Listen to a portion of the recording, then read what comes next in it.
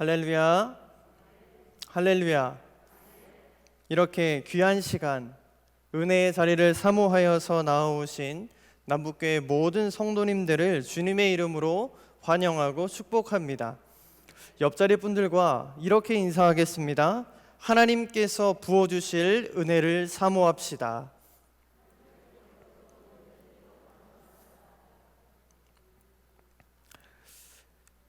연약한 우리의 인생이 하나님께서 부어주시는 은혜로 말미암아 날마다 충만케 되어지시는 귀한 성도님들 되어지시기를 소망합니다. 오늘 우리는 나의 무화과 나무라는 제목으로 함께 은혜 나누고자 합니다. 제가 지난번 설교할 때와 또 오늘 이 자리에 섰을 때 조금 달라진 것이 있어 보이지 않으십니까?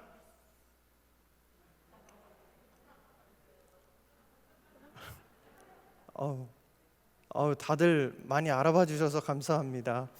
네, 그렇습니다. 3주 전에 비해서 오늘 제 스스로가 매일매일 달라지고 있다라고 느끼는 부분은 바로 제 얼굴입니다. 네, 많이 알아봐 주셔서 정말로 감사드립니다. 제가 남북교회 처음 왔을 때 또 3주 전까지만 해도 많은 성도님들께서 제 피부가 마스크로 인해서 참 많은 염증으로 뒤덮여 있는 것을 보시고 참 많이 걱정해 주셨습니다. 예배를 마치고 찾아와서 직접 괜찮냐라고 물어봐 주시는 성도님들도 계셨고, 직접 연고를 사다가 전달해 주신 성도님도 계셨습니다. 얼마나 안타까우셨으면 그러셨을까 싶은 마음에 참으로 감사를 드립니다. 그런데 제 스스로도 정말 거울을 볼 때마다 너무 속상했습니다.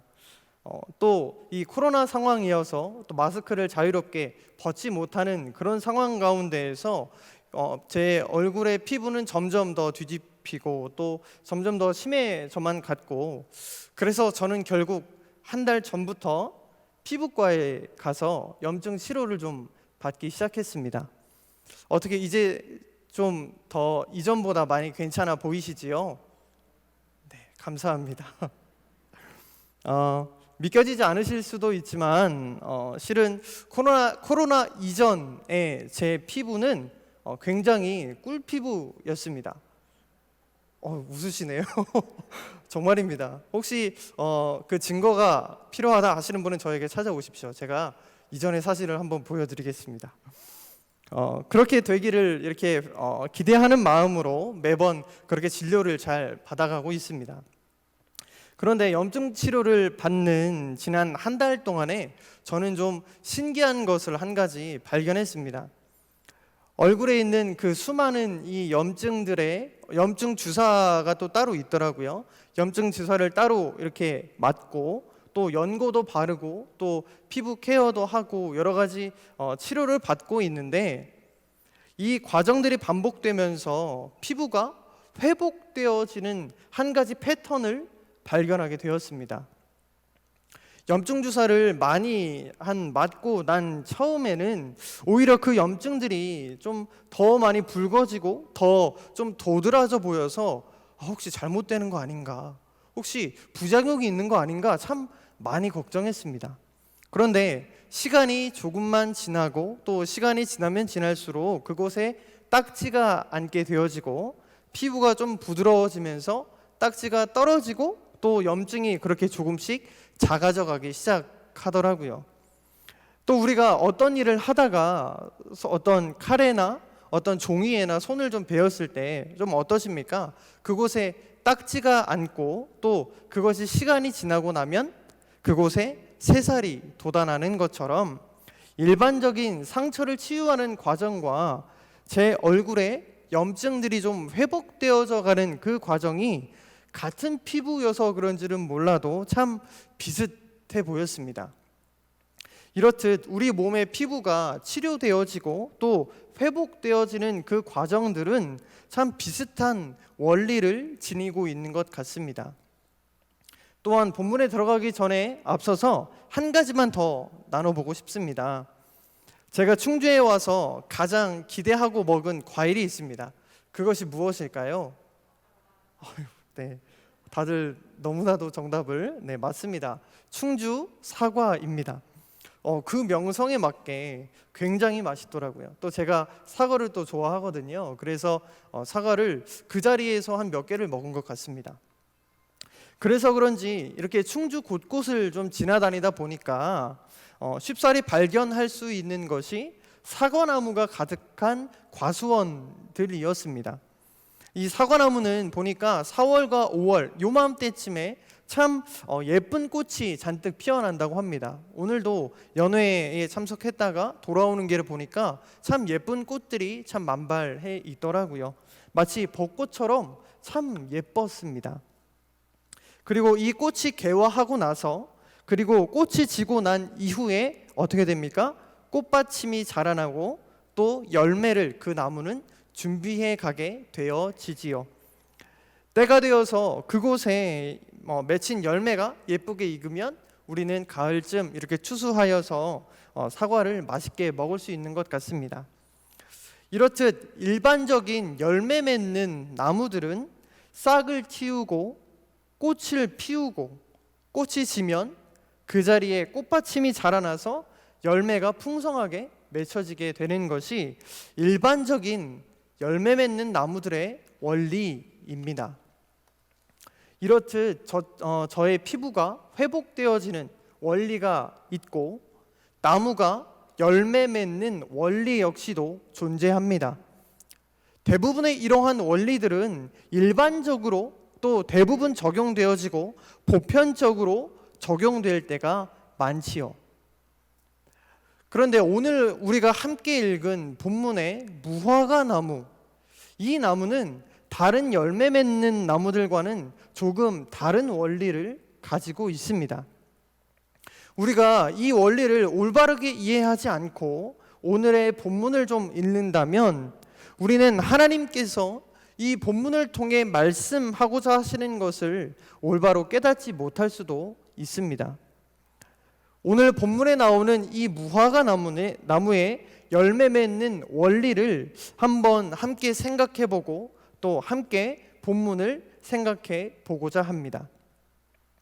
무화과 나무는 다른 열매 맺는 나무들과는 조금 다르게 열매가 먼저 맺히고 잎사귀가 피어나는 원리를 가지고 있습니다. 이것은 다른 일반적인 나무들이 잎사귀를 피우고 또 꽃을 피어내고 꽃이 진 자리에서 열매 맺는 그것과는 확연하게 차이가 나는 모습을 갖고 있죠. 만약 이 무화과 나무에 잎사귀가 피어난 것을 본다면 그것이 추수의 때가 아니라 할지라도 열매가 맺혀져 있어야 하는 것이 정상적인 무화과 나무의 원리인 것입니다. 이러한 기본 지식을 가지고 오늘 우리는 오늘의 본문을 함께 다시 생각해 보고자 합니다. 먼저 오늘 본문 우리가 함께 읽은 이 마가복음 11장의 말씀은 예수님의 공생의 3년간의 사역을 마무리하는 굉장히 중요한 일주일의 시간을 담고 있는 본문입니다. 그만큼 마가복음 11장에 등장하는 그 모든 것들은 굉장히 상징적인 의미가 있고 하나하나가 예수님의 사역을 함축하여 드러내고 있습니다. 오늘 본문 바로 앞절인 마가복음 11장 1절부터 10절의 말씀까지를 보면 예수님의 예루살렘 입성 장면을 보여줍니다.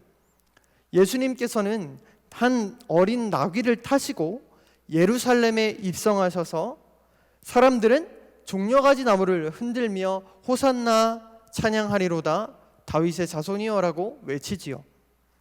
그리고 나서 예수님께서는 잠시 성전에 들리셨다가 베단이라는 곳으로 가셔서 잠을 청하십니다. 예수님께서 무화과 나무를 저주하신 오늘의 본문은 그 이튿날 예수님과 제자들이 베다니에서 예루살렘으로 가시던 길에 일어난 사건입니다. 다시 말하면 예수님께서 예루살렘에 입성하신 후에 처음으로 기적을 베푸신 사건, 그 사건이 오늘 본문의 사건이라는 것입니다. 그런 의미에서 오늘 본문은 굉장히 중요한 의미가 있습니다. 그런데 예수님을 믿지 않는 사람들, 그 마음에 신앙이 없는 사람들은 이 본문을 가지고 자신의 불신앙을 합리화시키기도 합니다. 자신의 배고픔 때문에 아무런 죄도 없는 무화과나무를 저주하여서 뿌리째 말라버리게 한 그 무자비한 예수, 그 예수를 나는 믿을 수 없다라고 주장하기도 하지요. 그러면 혹 우리 안에 이런 질문은 없으셨습니까? 왜 예수님이 아무런 죄도 없는 그냥 길가에 서 있는 그 무화과나무를 향하여서 저주를 하셨을까? 단순히 배가 고프신 상태에서, 시장하신 상태에서 열매를 얻지 못하자 화가 나셔서 그러신 것일까요? 만약 그것이 아니라면 이 본문에 담겨진 진짜 의미는 과연 무엇일까요? 그렇게 이튿날이 되어지고 예수님과 제자들이 베다니에서 예루살렘으로 가던 길이었습니다. 아마도 오늘 성경에 기록되어 있기로 예수님께서는 조금 시장하셨던 모양입니다. 시장하셨던 예수님께서는 길가에 있는 그 무화과 나무를 보시고 그 나무에 무엇이 있지 않을까 하여서 잎이 무성한 무화과 나무에 그렇게 다가가십니다. 그러나 그 나무에는 잎만 무성한 채 아무런 열매도 찾을 수가 없었죠. 그리고 그 무화과 나무를 보신 그 예수님의 반응은 우리를 조금 의아하게 만듭니다. 본문 14절의 말씀을 보면 예수께서 나무에게 말씀하여 이르시되 이제부터 영원토록 사람이 내게서 열매를 따먹지 못하리라 하시니 제자들이 이를 듣더라. 무화과 나무를 보시고 아무런 열매를 찾지 못하신 예수님께서는 무화과 나무를 저주하십니다. 그 무화과 나무의 생명을 멸망케 하신 것이죠. 우리가 이 장면을 보면 정말로 한 가지 의문을 품을 수밖에 없습니다. 우리가 잘 알고 있는 그 예수님의 모습은 어떻습니까? 인자하시고 온유하시고 정말 사랑이 많으시고 정말로 자비로우신 분, 그분이 바로 예수님이시기 때문입니다. 그래서 우리는 자주 사랑의 하나님 아버지라고 이렇게 부르기도 하지요. 그런데 앞서 말씀드린 이 무화과 나무의 원리를 생각해 본다면 단순히 예수님께서 시장하셨기 때문에 무화과 나무를 저주하신 것은 아닌 것 같습니다. 예수님께서는 무화과 나무의 열매를 먹지 못하여서 무화과 나무를 저주하신 것이 아니라 무화과 나무가 열매를 맺지 못하여서 무화과 나무를 저주하신 것입니다. 제가 앞서 설교를 시작하면서 말씀드렸듯이 무화과 나무는 먼저 열매가 맺히고 잎이 나는 원리를 가진 나무입니다. 그렇기에 추수할 때가 아직 이르지 않았더라도 잎이 만약에 돋아나 있다면 열매가 맺혀져 있는 것이 당연한 원리입니다. 그런데 우리가 이 예수님의 행동을 조금 더 깊이 이해하기 위해서는 여기에서 그치지 않고 이 본문뿐만 아니라 구약에서 무화과 나무가 어떻게 사용되었는가를 한번 생각해 볼 필요가 있습니다. 기본적으로 성경에서 이 무화과 나무는 하나님과 이스라엘 백성들과의 관계를 상징적으로 드러내는 나무입니다. 하나님께서는 많은 선지자들을 통하여서 이스라엘 백성들을 책망하시고 또 심판을 선포하실 때 이 무화과 나무에 빗대어서 말씀을 선포하셨습니다. 뿐만 아니라 하나님과 이스라엘 백성들 사이의 관계가 단절되었음을 상징적으로 말씀하실 때도 무화과 나무를 사용하셨고, 회복과 위로의 말씀을 선포하실 때에도 무화과 나무를 사용하셨습니다. 즉 성경 안에서 이 무화과 나무는 하나님과 하나님 백성 사이의 관계를 상징적으로 드러내고 있다라는 것입니다.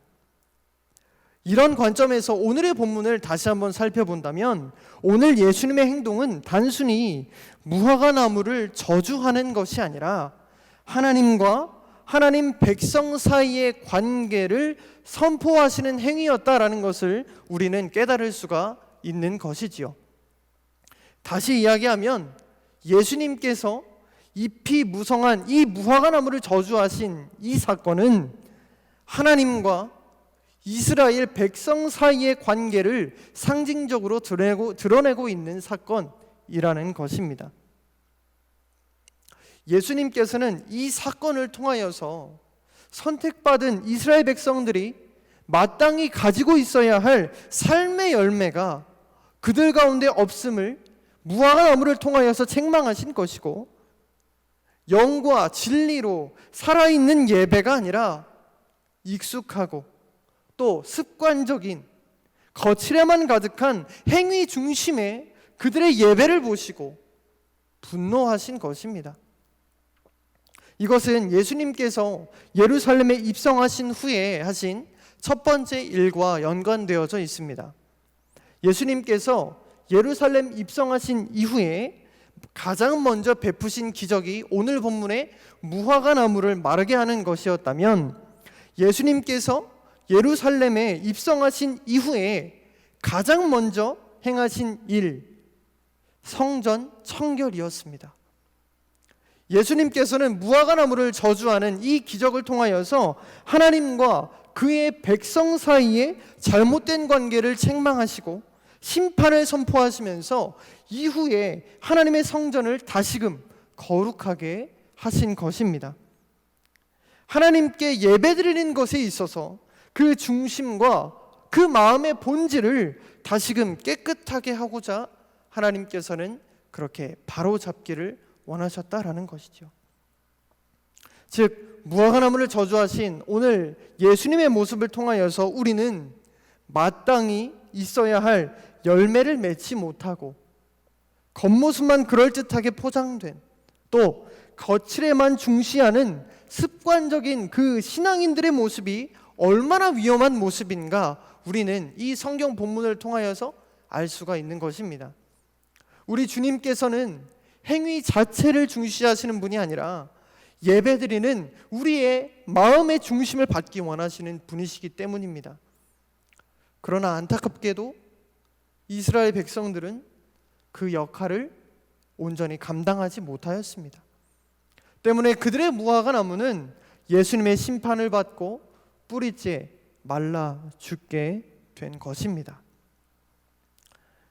사랑하는 성도 여러분, 오늘 우리가 함께 살펴본 이 무화과 나무의 사건은 이스라엘 백성들에게만 국한된 사건은 아닙니다.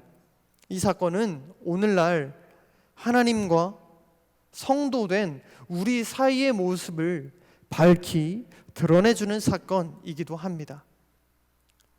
혹 오늘날 하나님께 예배드리는 우리의 모습이 열매 없이 잎사귀만 무성한 무화과 나무와 같은 모습으로 형식적으로 예배드리고 계시지는 않으십니까? 오늘날 하나님께 예배드리는 우리의 모습이 예수 그리스도는 잊어버린 채 습관적인 예배로, 혹은 예배를 드렸다는 우리 스스로의 만족으로 그렇게 거칠에만 집중하고 계시지는 않으십니까? 얼마 전 우리는 사순절을 보내고 영광스러운 부활주의를 맞이하였습니다. 주님께서 죽음을 이기시고 다시 살아나신 그 영광스러운 날을 기억하면서 우리는 새벽부터 나와서 하나님 앞에 그렇게 뜨겁게 예배했지요. 그런데 부활주의를 지나고 그렇게 난 후에 우리의 삶의 모습은 좀 어떠하십니까? 부활을 기억하면서 지금도 살아계시고 역사하시는 우리 주님과 동행하는 삶을 살아가고 계십니까? 아니면 이전과 똑같이, 이전과 동일한 모습으로 살아가고 계시지는 않으십니까? 주님의 부활을 두 눈으로 목격하고도 고기 잡는 생활로 돌아갔던 그 베드로와 그의 제자들처럼 주님의 부활을 목격하고 믿는 우리 역시도 이전에 우리가 갖고 있었던 세상의 방식과 세상의 방법대로 살아가고 계시지는 않으십니까? 우리가 주님이 찾으시는 참된 성도라면, 또 주님이 찾으시는 참된 신앙인이라면 마땅히 주님의 부활을 기억하며 마땅히 우리의 삶 속에서 부활하신 예수 그리스도와 날마다 동행하는 삶을 살아가야 할 줄로 믿습니다. 만약 주님의 부활이 지금 나의 삶과 아무런 관계가 없고 주님께서 지금 내 삶에 동행하시고 역사하신다는 그 신앙 고백과 삶의 열매가 보여지지 않는다면 어쩌면 오늘 우리의 신앙은 오늘 본문의 무화과나무처럼 열매는 없고 입만 무성한 주님께 심판받아 마땅한 겉모습만 그리스도인으로서의 삶을 살아가고 있는 것입니다. 사랑하는 성도 여러분, 오늘 우리는 이 말씀을 묵상하며 나아갈 때에 단순히 이스라엘 백성들의 실패를 이야기하면서 넘어가는 것이 아니라 우리 스스로의 모습을 한번 돌이켜볼 수 있어야 합니다. 즉 오늘날 나의 무화과나무를 돌이켜볼 수 있어야 한다라는 것입니다. 그러면 지금 나의 무화과나무를 한번 돌아봅시다. 지금 나의 무화과나무에는 어떤 열매가 맺혀져 있으십니까? 주님께서 오늘 이 예배 시간에 우리 마음 가운데 찾아오셔서 우리의 무화과나무 잎을 하나씩 헤치시며 그렇게 열매를 찾으실 때 우리는 과연 어떤 열매를 하나님 앞에 올려드릴 수 있겠습니까? 만약 우리 마음에 심겨진 그 무화과나무의 열매가 없다면, 하나님 앞에 올려드릴 삶의 열매가 없다면 지금 우리가 드리는 예배는 예수 그리스도 없는 정말로 허울뿐인, 하나님 앞에서 아무런 의미 없는, 심판받아 마땅한 무의미한 예배가 되는 것입니다. 바라건대 우리 각자의 무화과나무에는 크던 작던 무르익었던 상관없이 열매가 맺혀져 있어야 할 줄로 믿습니다. 우리가 진정으로 하나님께 예배드리는 하나님의 참된 성도라면 마땅히 우리의 무화과나무에는 열매와 잎사귀가 함께 맺혀져 있어야 할 줄로 믿습니다. 만약 우리 마음에 무화과나무에 열매가 그렇게 풍성히 맺혀지게 된다면 우리의 삶의 열매가 하나님께서 보시기에 아름답게 맺히게 된다면 그 이후에는 우리는 하나님께 영과 진리로 우리의 온 정성과 마음을 다하여 예배드림으로 인하여서 우리의 열매가 무르익어 가게 되어지고 하나님께서 원하시는 때에 하나님이 기뻐하시는 열매를 하나님께 올려드리게 될 줄로 믿습니다. 이제 부활주의를 맞이하고 2주차를 지나가는 우리 모든 성도님들께서 이 사실을 기억하고 우리의 무화과나무가 메마르지 않도록 조금 더 힘써서 주 앞에 간절히 나아가시기를 주님의 이름으로 간절히 소망합니다. 기도하겠습니다.